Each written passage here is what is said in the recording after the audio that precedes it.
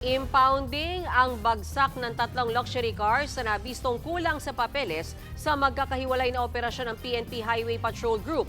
Bahagi raw ito ng pagbabantay sa mga mamahaling sasakyan sa gitna ng issue sa korupsyon sa flood control projects. Nasa frontline ng balitang yan si Brian Castillo.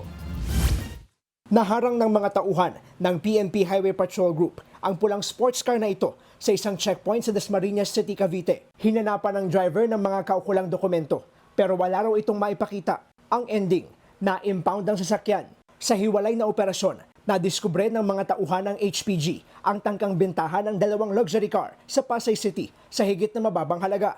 Bigo umano ang seller na magpakita ng valid special power of attorney mula sa registered owner na patunay na otorisado itong ibenta ang pagkaka-impound sa tatlong luxury cars. Resulta ng pinaigting na checkpoints ng HPG sa bansa.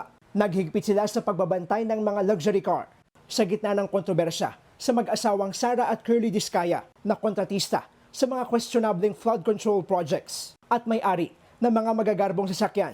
Maraming luxury cars na itinatago na ngayon, kaya nagiging aggressive lang yung HPG na sa mga bentahan, sa mga dumadaan, nagiging proactive lang tayo dyan. Dahil mainit ngayon ang issue sa mga kumikback sa ghost flood control projects, posible raw na marami ang magtangkang i-dispatcha ang kanilang mga luxury vehicle para makaiwas sa issue. Kasama yan sa lifestyle check, that's very important.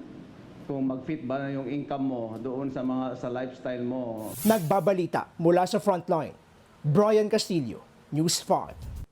Mga kapatid, Mean Los Baños po, huwag magpahuli sa mga balita at impormasyong dapat ninyong malaman. Para sa mas malawak na balitaan at diskusyon, mag-follow at mag-subscribe na sa social media pages ng News 5.